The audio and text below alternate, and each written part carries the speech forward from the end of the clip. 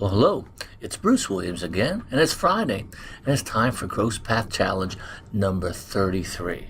Number 33 comes to us from the third growth test of the 2010 Descriptive Veterinary Pathology course, which was given here in Washington, D.C., as well as in Italy. Here's a list of the people who provided the images for that particular test. Many of these were taken from Pathology Image Group International back in 2009 and 2010 when it was in its infancy. Let's go ahead and put on our thinking caps, take out our pens and our papers, give yourself 60 to 90 seconds per question, and let's begin with tissue from a dog. Can you name this condition and give me two possible causes? Well, time's up. We're looking at a great vessel, probably the aorta, and you can see that the intima is sort of lumpy, bumpy. And when I see these kind of lesions, first thing I look is it white or is it yellow? If it's white, the material's probably mineral. We may be dealing with something like uremia. In this particular case, you can see that they have an off yellow cast, and this is atherosclerosis. Remember that atheromas or atheromatous plaques within vessels often are yellowish because this material is lipid, which is pushed into and under the endothelium in areas of turbulence. And when it gets under there, it attracts macrophages, which break it down. Remember, anytime you oxidize lipid, you get a yellowish color. The two conditions in which this is most often seen in the dogs is hypothyroidism due to decreased activation of lipoprotein lipase and often accompanying lymphocytic thyroiditis, or diabetes mellitus. Okay, fantastic. Slide number 2 is tissue from a calf, and all I want you to do is name this condition. Okay, great. Time's up. This is a classic condition known as a schistosomus reflexus, and it shows classic signs including arthrogryposis, a large ventral umbilical or abdominal hernia with eventration of the viscera, and you can see that the body is twisted and the back legs are put back up over the neck or head of the animal, may be associated with some other congenital abnormalities such as brachynathia, which I don't particularly see here, but remember, birth defects come in bunches. So if you ever are lucky enough to be presented with one of these, make sure that you do a complete examination. You might find one kidney or no kidney or all sorts of crazy things going on in addition to the classic abnormalities associated with schistosoma reflexus. Okay, number 3 is tissue from a cynomolgus monkey. And I would like for you to give me a morphologic diagnosis and a cause.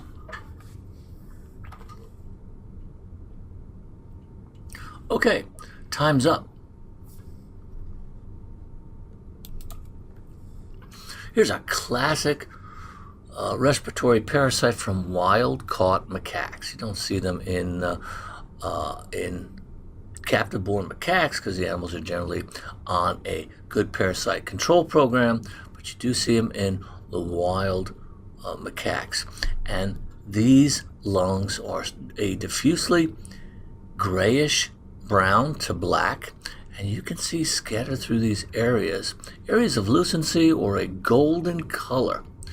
The morphologic diagnosis I'm looking for is multifocal to coalescing granulomatous bronchiolitis with bronchiectasis, and the agent that I'm looking for is Pneumonisis simicola. This is an arthropod which lives within the lungs of macaques, and what it does is it lives down the terminal bronchioles and sort of hollows them out. The presence of the adults, nymphs, and eggs in there with all their little walking around and wiggling and jiggling and tickling inside them causes an increase in the diameter of these terminal bronchioles, It breaks down the walls. There is fibrosis. And this golden pigment that you see, or this brownish pigment, is actually the excreta of the parasite itself. So it results in a granulomatous formation, giving rise to the granulomatous bronchiolitis, which I mentioned in the morphologic diagnosis. These animals have a direct life cycle. There's no requirement for a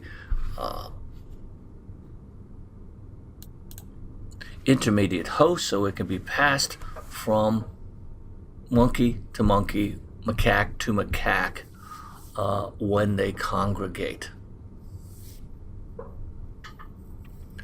Okay, moving on from pneumonitis simicola, let's go back to the dog, and slide number 4 is tissue from a dog. Can you give me a morphologic diagnosis?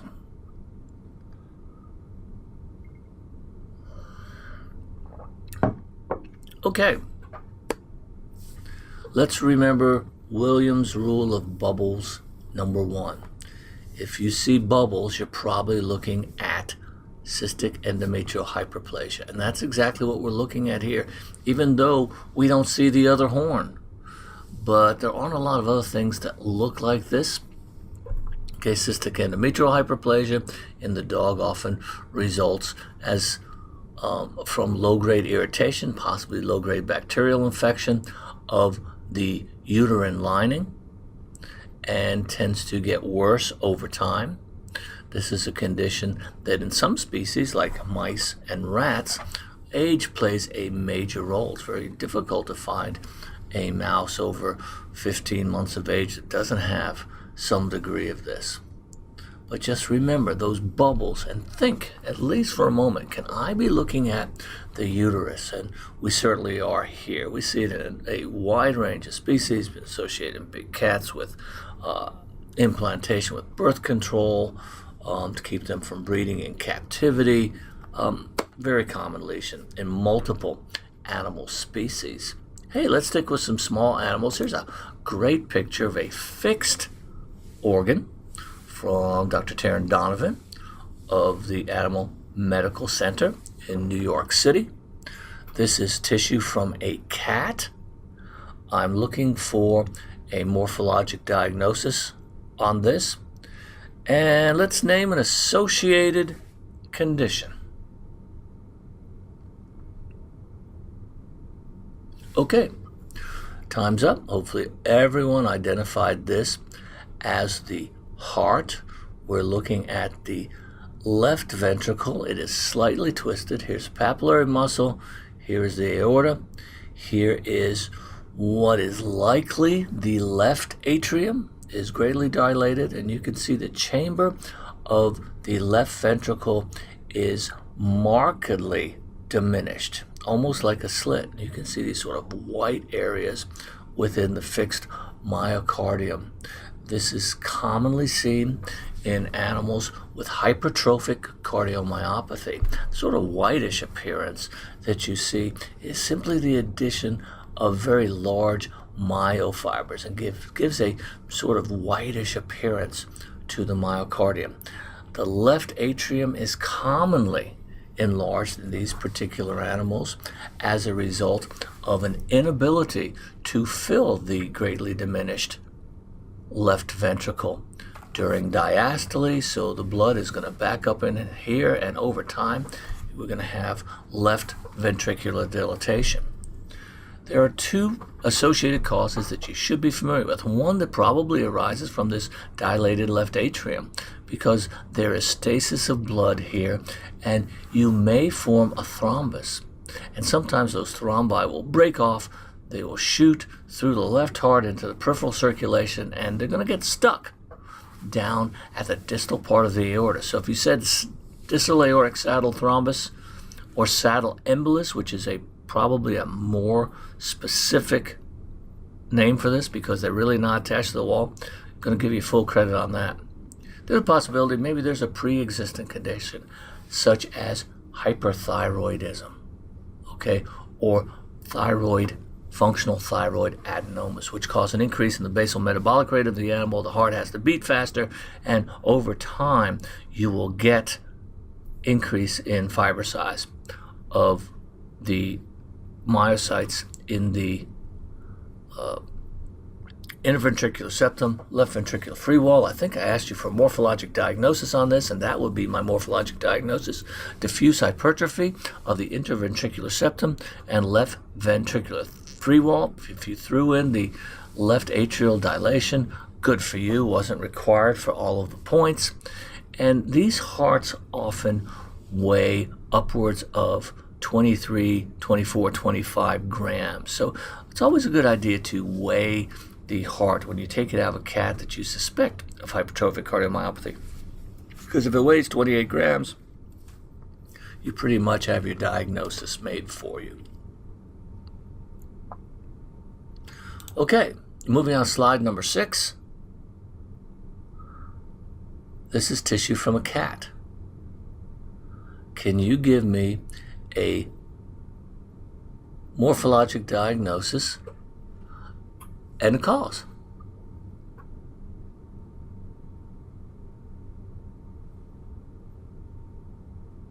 Okay, time's up. Morphologic diagnosis, well, we're looking at the intestine of a cat which has tapeworms in it. And I know you probably thought once you were out of vet school you didn't have to remember the tapeworms, but you do have to remember the tapeworms. So there's actually 2 different types of tapeworms in here, but I'm going to give you full credit for either one. Here's one, here's another. They're slightly different. Now, whenever we see a parasite which is not embedded in the wall, not sucking blood, in the gut, the morphologic diagnosis I like to use is catarrhal, because the presence of the worm results in a little bit of goblet cell hyperplasia, excess mucus, maybe a little bit of inflammation, some inflammatory cells. It's just the motion of the worm within the lumen. And so this would be a segmental catarrhal enteritis. And if you remembered either of the tapeworms, I'm going to give you full credit because it's Friday and I'm feeling magnanimous. This one here is Dipylidium caninum. This is the one that breaks off little segments and they wiggle in the feces of the animal until they dry up, and people don't like that. And the other one is Taenia taeniformis. And tapeworms really don't do much in animals. They subsist on whatever's coming through the gut at any given time. There's only a couple that really do much damage, and that's even questionable. Menesia in small ruminants is often seen in very emaciated animals. People attribute it as the cause of the emaciation. I think that a lot of emaciated sheep and goats just have it. But we can debate that another time. So, diffuse or segmental catarrhal enteritis, Taenia taeniformis, and Dipylidium caninum. Slide number 7 is tissue from a snake. And it doesn't make any difference what kind of snake it is, and I'm not actually sure what kind of snake it is. But it's a snake. It's a classic lesion. Can you give me a morphologic diagnosis?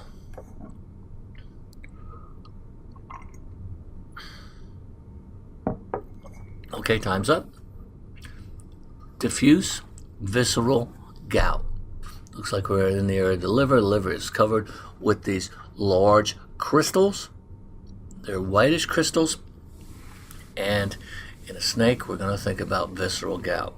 Oftentimes, these animals are on a high-protein diet because the end product of protein metabolism in reptiles and birds is uric acid. It has to be actively secreted. If there is any damage to the kidney, that doesn't happen very well. And dehydration will impair that as well. And this material will precipitate out on the serosal membranes of the body.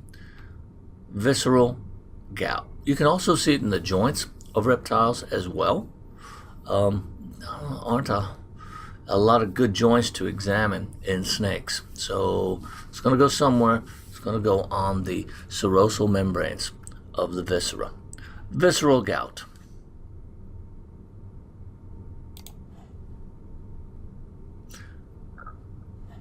Okay, slide number 8 is tissue from an ox. How about a morphologic diagnosis and a cause? Okay, this is a real softball here because I didn't get very specific. The causes are many. The morphologic diagnosis is a multifocal coalescing ulcerative or necrotizing facial dermatitis. If you could see this animal, you would see that most of these areas of ulcerative dermatitis are on the lightly pigmented or the lightly haired areas of the body.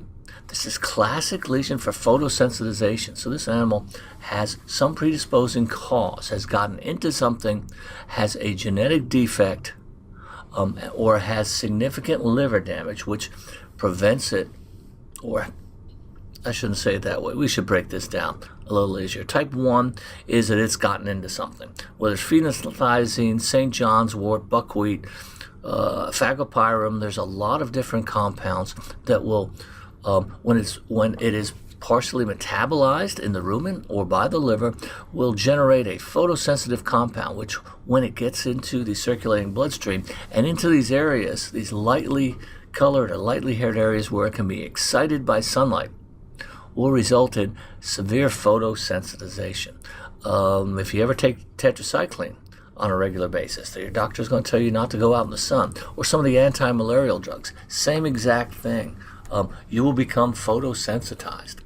Type 2 photosensitization is a genetic problem in animals that are lacking in uroporphyrin 3 co-synthetase, which helps to form the heme molecule within blood. And if you're defective, it stops at a level of uroporphyrinogens or protoporphyrins, and these are hemodynamic molecules which accumulate in the blood and cause the same sunburn and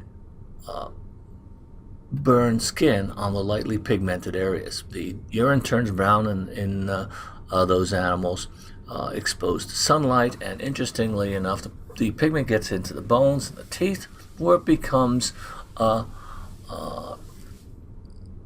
when exposed to ultraviolet light, will reflect a beautiful pink-purple color.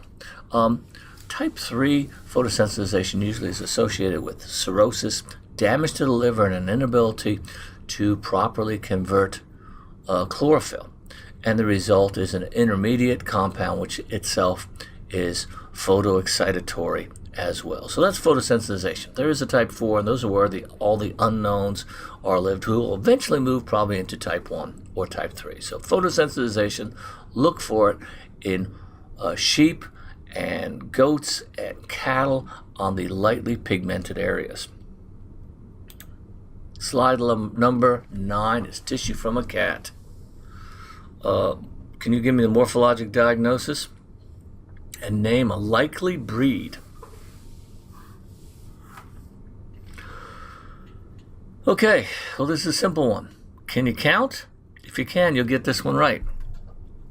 1, 2, 3, 4, 5, 6. That's too many. You're supposed to have 5 on the front, 4 on the back, and this animal is suffering from a condition, not really suffering, but it has polydactyly. That's too many toes. And you can see polydactyly in all sorts of breeds. Cattle with 5 claws instead of 4, and it's not any type of defect that causes a problem. As a matter of fact, Americans love it. The cats which live in Key West at Ernest Hemingway's house are most of them are polydactyls. This is seen in Maine Coon cats, and then some enterprising person, and Americans love to produce animals with birth defects. So they breed these cats, and they're called American polydactyls. So those are 2 breeds you might see this in. And finally, slide number 10, this is tissue from a dog. I would like a morphologic diagnosis and a cause. Okay, time's up. The morphologic diagnosis is something that's been worked out over the last couple of years. And back in the day, a lot of people called this and it looks like pancreatic acinar hypoplasia because it's usually seen in young dogs, but it actually is atrophy. And nowadays it's called canine juvenile pancreatic atrophy or atrophy of juvenile onset.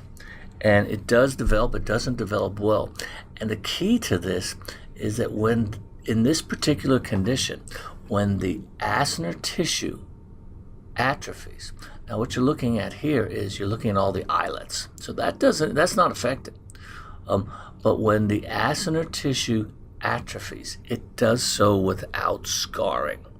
And that's the key to this condition. So this is diffuse severe pancreatic atrophy. Possible sequelae. Well, these animals are, they have pancreatic exocrine insufficiency, and they pass large voluminous stools. But one of the triggers for gastric dilatation volvulus is the presence of a lot of fat in the diet. And these animals can't digest any of that fat. So it's been associated with gastric dilatation volvulus in a number of commonly affected breeds, including German Shepherds and Collies. Well, that's 10 slides. That's 20 plus minutes. I think we're right on time, and I hope you enjoyed this Gross Path Challenge. I hope you will come back and take some of the other challenges and look at some of the other videos on the JPC's video library site, as well as the Foundation's Facebook and YouTube channel, where they're all posted on a regular basis. I wish everybody a wonderful holiday weekend, and I hope to see you next Friday. Take care now.